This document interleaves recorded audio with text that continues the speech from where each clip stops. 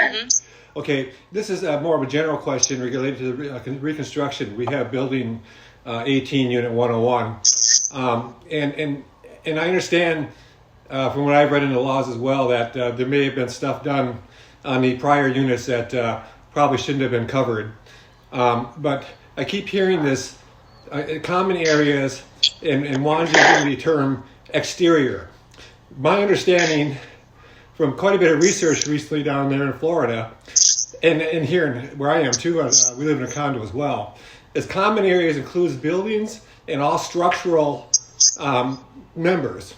And that would include the interior walls of the buildings because those are structurally required, and that normally the common areas are considered the walls up to the, including the drywall.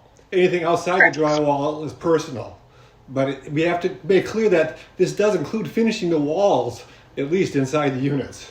Is that? So you're absolutely correct that typically the common elements of an association is the unfinished drywall out. So that includes the electrical behind the walls, the plumbing behind the walls. Plumbing servicing one unit is typically a unit owner's responsibility, but it depends on the language of the declaration. Yep. What makes this situation a bit unique for Dockside, which I think is what has caused the confusion and the disagreement against all of the members, is you guys are required to have flood insurance. So you have flood insurance, you have coverage for the interior of those units under the flood policy. So those items that would normally be outside of the common elements are covered under the flood policy, and we're waiting on the proceeds to be dispersed from under that policy.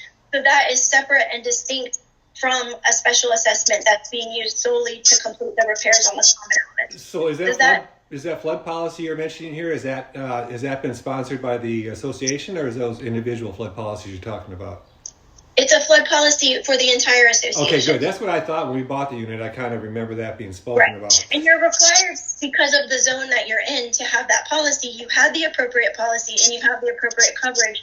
There is just a dispute with the insurance carrier as to the amount that they're going to cover. And that's very good. Go to the bottom, okay, baby? Go to the bottom.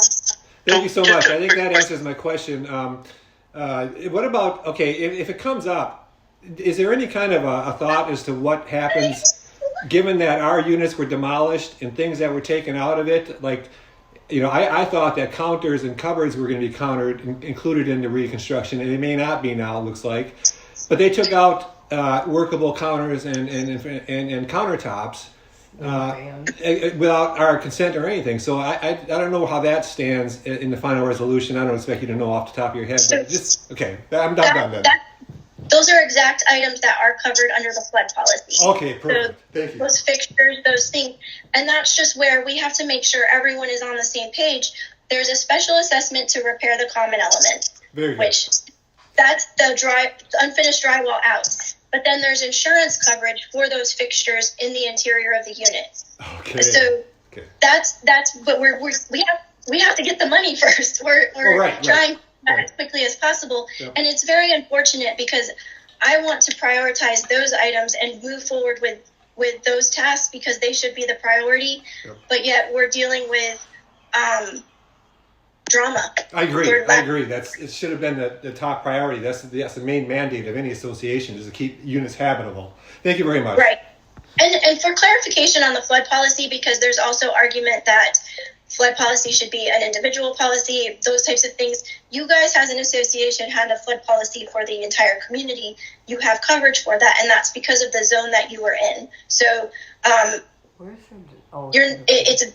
don't even know if it's possible because I'm not a broker, but it's most likely that if you are in a flood required to have flood insurance, that you're not going to get a carrier to provide individual policies because it needs to be for the condominium as a whole. So that's an association obligation because of where you are built versus an individual